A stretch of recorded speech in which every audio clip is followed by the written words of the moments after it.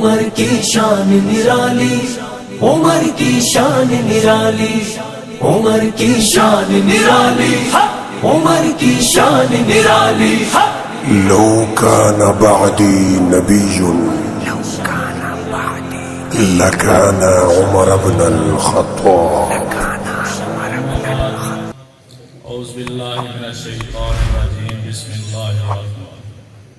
اقترب للناس حسابهم وهم في غفلة معرضون. وقال رسول اللہ صلی اللہ علیہ وسلم الدین نصیحہ. عزیز ساتھیوں، وقت کی قلت اور آپ کے محبوب مقرر کی وجہ سے شاید باتوں کو زیادہ طول نہ دیا جا سکے، تو میں آپ کے سامنے ایک حدیث رکھنا چاہتا ہوں. اسی حدیث کے حوالے سے چند باتیں ہیں. تو یہ حدیث آپ اپنے بچوں کو زبانی یاد کرائیں. بیٹے ہیں ان کو کروائیں، بیٹیاں ہیں ان کو کروائیں، خود بھی یاد کریں. جہاں آپ کی مین انٹرنس ہے، گھر کا دروازہ ہے، وہاں لکھے تاکہ پتا چلے کہ میرے نبی صلی اللہ علیہ وسلم نے یہ فرمایا ہے، یہ ہو کر رہے ہیں. اس حدیث کے راوی عبداللہ ابن مسعود رضی اللہ تعالیٰ عنہ ہے، اور اس حدیث کا تعلق آخرت کے ساتھ. نبی صلی اللہ علیہ وسلم نے فرمایا کل ابن آدم سے قیامت والے دن 5 سوال ہونے. کتنے سوال ہونے؟ 5. جب تک 5 سوالوں کا آپ جواب نہیں دے سکیں گے، آپ اپنے پاؤں کو جنبش نہیں دے سکتے. کوئی بڑا پاٹے ہو، بڑے سے بڑا جاؤ عشمت والا ہو، اس کے پاس سلطہ ہے، طاقت ہے، لیکن اللہ سے بڑھ کر تو نہیں. پہلا سوال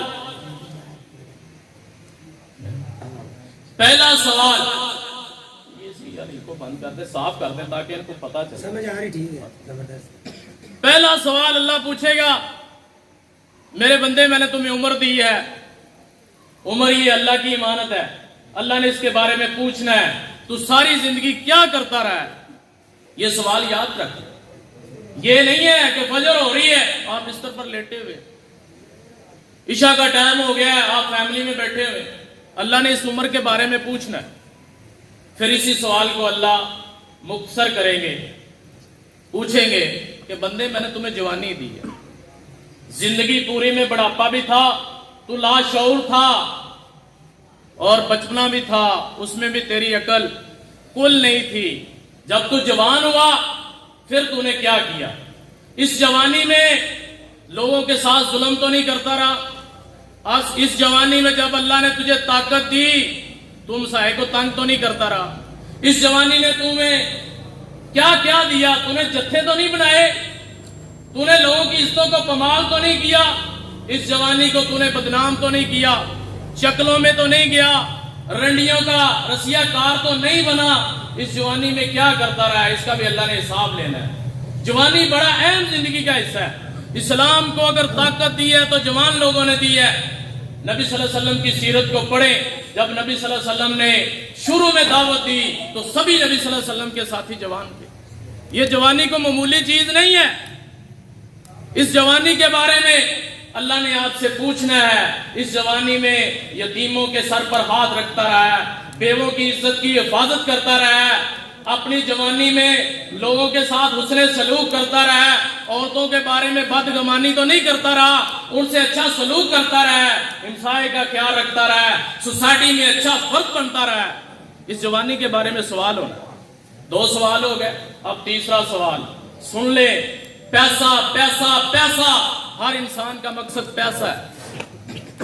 یہ لکھا ہے جتنا اللہ نے مقدر میں اتنا ہی ملنا ہے، اس سے بڑھ کر آپ حاصل نہیں کر سکتے. اللہ پوچھے گا بندے تو نے پیسہ کیسے کمایا؟ تو نے حرام کے ذرائع سے پیسہ تو نہیں کمایا؟ تو نے بیوٹی پارلر سنت کا استحضاء کر کے تو پیسہ نہیں کمایا؟ تو نے جوا لگا کر لوگوں کو گاہ آئے ہیں اپنی زبان کی شاطر پن کی وجہ سے پیسہ تو نہیں کمایا؟ تو اسکول ٹیچر تھا، بچوں کو پڑھاتا ہی نہیں تھا، ایسے تو پیسہ نہیں کمایا. تو بڑے عہدے پر تھا، رشوت لیتا رہا، نجائز کام کرتا رہا، تو نے پیسہ کیسے کمایا؟ اللہ نے یہ پوچھنا ہے. جب بھی آپ پیسہ کمائیں، جہاں بھی آپ کا روزگار ہے، وہاں یہ سوال اپنے آپ سے کریں، آج میں نے حرام کمایا یا حلال کمایا؟ دوسرا چوتھا سوال اسی سے ریلیٹڈ ہے، پیسہ حلال کا کما لیا ہے، کہیں تو نے اس حلال پیسے کو بانڈ اور مراسیوں کی نظر تو نہیں کیا؟ معاشرے میں نوجوان بچیوں کی شادی نہیں ہوتی تھی، تو نے پیسے کو مہندیوں پر تو نہیں لٹایا؟ تیرا مسایا بھوکا تھا، تو نے کبھی اس سے پوچھا ہی نہیں ہے بھائی کیا حال چال ہے، بھائی کیسے؟ معاشرے میں ابھی دیکھیں نا، کورونا آیا ہے، ہمارے دل سکڑ گئے ہیں، اللہ جانتا ہے بڑے بے بس لوگ ہیں، لیکن ہمارے دل سکڑ گئے ہیں، ہم 1 روپیہ بھی نہیں دیتے۔ بیٹوں کی شادیاں ہوں تو مہندیوں پر، فضول رسموں پر، مراسیوں کو، چوروں کو دے دیتے ہیں، لیکن مسلمان بھائی کے لیے ہمارے اندر اتنا بھی خلاص نہیں ہے کہ اس کو پیسہ دیں، اس کی ضرورت ہے، ہم ضرورت کسی کی پوری کریں تو اللہ کے ہاں محبوب ہے۔ 5واں سوال، آخری سوال، یہ یاد کر لیں، یہ بڑا اہم سوال ہے۔ اللہ پوچھے گا بندے جتنا تیرے پاس علم تھا کیا تو نے اس پر عمل کیا؟ اب دیکھیں نا، ہر بندے کو پتا ہے مانگنا کس سے ہے؟ اللہ سے۔ مصیبت آئی غیروں کے در پر جا گرا، مصیبت آئی باپوں کے پاس چلا گیا، ایمان کا بیڑا غرق کیا، مصیبت آئی تویز لینے چلا گیا، سائی سے دم کروا لیا، او بھائی تیرا عقیدہ کہاں ہے؟ مصیبتیں آئے تو اللہ سے رجوع کرتے ہیں، اللہ کی توحید کا ڈنکا بجاتے ہیں، اللہ سے ٹوٹے ہوئے تعلق کو پھر سے مضبوط کرتے ہیں۔ مصیبتیں آئیں تو اللہ کے قرب کا ذریعہ بنے، یہ نہ ہو کہ ہم اپنے ایمان کا بیڑا غرق کر لیں۔ اللہ کی توحید کو جیسے حق تھا تو نے مانا، نبی صلی اللہ علیہ وسلم آئے ہیں، سنت کے ساتھ تو نے کیا کیا؟ ائمہ کی آراء کو مانا، مجتہدین کی آراء کو مانا، محدثین کے اقوال کو مانا، تیرے پاس میرے نبی کی صریح حدیث آئی لیکن تو نے نہیں مانا، قطع رحمی کرتے ہیں، یہ علم کے حوالے سے ساری باتیں ہیں۔ باپ بیٹے سے نہیں بول رہا، بیٹا باپ سے نہیں بول رہا، یہ کتنے مقدس رشتے ہیں، ہم نے ان مقدس رشتوں کو پامال کیا۔ اگر بیٹا اپنے باپ کی غیبت کرے تو بتائے قیامت کا پانی؟ یہ قیامت والی بات نہیں ہے کہ بیٹا اپنے باپ کی غیبت کر رہا ہے، اپنے باپ کو سیدھے منہ بلا نہیں رہا، قطع رحمی کر رہے ہیں۔ پتہ ہی نہیں ہے کہ سب سے زیادہ پل صراط پر جو لوگ گریں گے وہ رشتہ داری کو توڑنے کی وجہ سے گریں گے۔ یہ معمولی معاملہ نہیں ہے، یہ دنیا کی 60-70 سال کی زندگی گزر جانی ہے، جیسے بھی ہو گزر جانی ہے، تنگی ہو پھر بھی گزر جانی ہے، وافر مقدار میں مال ہے پھر بھی گزر جانی ہے۔ آپ نے کیا چاہنا ہے؟ اگر آپ بڑے ہیں تو پھر بھی اپنا رویہ رشتہ داروں کے لیے نرمی والا رکھیں، رشتہ داروں کی بڑی اہمیت ہے، اگر آپ ان سے نہیں بات چیت کر رہے تو آپ ان سے صلح کر۔ نبی صلی اللہ علیہ وسلم نے فرمایا اگر بندہ صلح کر لے، اگر اس کی عزت میں کوئی کمی آئے تو کل قیامت والے دن اتنی کمی مجھ سے پوری کروا لے۔ تو ہم کہاں جا رہے ہیں؟ معاشرے کے بگاڑ کا سبب ہے والدہ۔ کون والدہ؟ جس کے بارے میں نبی صلی اللہ علیہ وسلم نے فرمایا تیری ماں کے قدموں میں تیری جنت ہے، اور نبی صلی اللہ علیہ وسلم کی بخاری میں حدیث ہے ماں کی نافرمانی کو اللہ نے حرام کر دیا۔ آج ہم ماں کی نافرمانی نہیں کر رہے۔ باپ جو معاشرے کا سب سے یتیم ایلیمنٹ عنصر ہے، اس کو مظلوم بنا دیا ہے۔ والدہ کے ساتھ مل کر بچے باپ کا کھلواڑ کرتے، اور باپ کل ہے، ماں اس کا جز ہے۔ باپ کی رضا اللہ کی رضا ہے، جس نے باپ کو ناراض کیا اس نے اللہ کو ناراض کیا۔ تیرا باپ جنت کا دروازہ ہے، مسلمان تو کہاں جا رہا ہے؟ اور تیرا باپ غلطی پر بھی ہو تو پھر بھی اف تک نہیں کہے، تیری شان کے یہ لائق نہیں ہے تو کہے میں بڑا سیانا ہوں، میں بڑا چودھری ہوں، مجھے تو بڑی عقل آ گئی ہے۔ یہ تیرے پاس تجھے گوارا نہیں ہے، اسلام نے تجھے یہ نہیں سکھایا۔ اسلام نے تجھے ادب سکھایا ہے۔ سود کھاتے ہیں، بینکوں میں کھاتے کھلوائے ہوئے، پھر کہتے ہیں اللہ کی رحمت نہیں آتی۔ وہ گھر میں پریشانیوں کا تو ہم نے خود ہی بندوبست کیا ہوا، حلال کھا کر دیکھے تو صحیح، جسم پر کم قیمتی پوشاک آ جائے، اچھے کپڑے نہیں پہن سکیں، دنیا تو گزر ہی جانی ہے۔ لیکن اگر آخرت سنور جائے تو کیا ہی بات ہے. آخر میں ایک اور بات، یہ دیکھیں پروگرام کروایا، بڑا بندوبست ہوتا ہے، لوگ پیسے لگاتے ہیں، وقت صرف کرتے ہیں، لیکن ہم کیا کرتے ہیں؟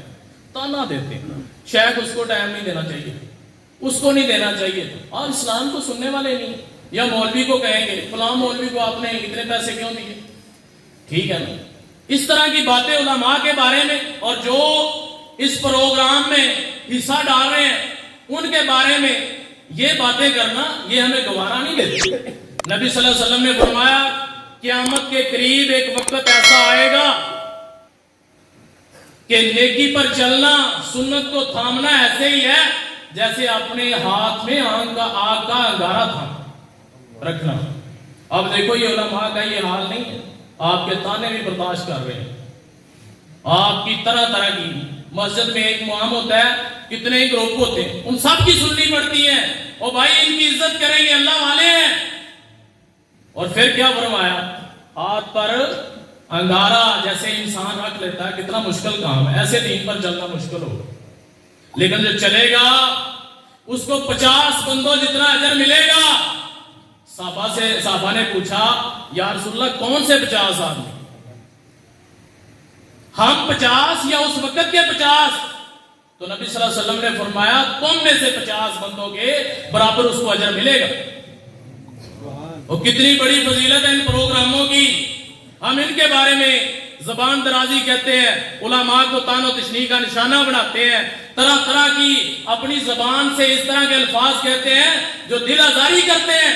ہمیں نہیں کہنا چاہیے، محبت پیدا کرنی چاہیے، معاف کر دینا چاہیے. میں انہی باتوں پر اپنی گفتگو کو ختم کرتا ہوں. دعا ہے اللہ آپ کو اور مجھے ان سب باتوں پر عمل کی.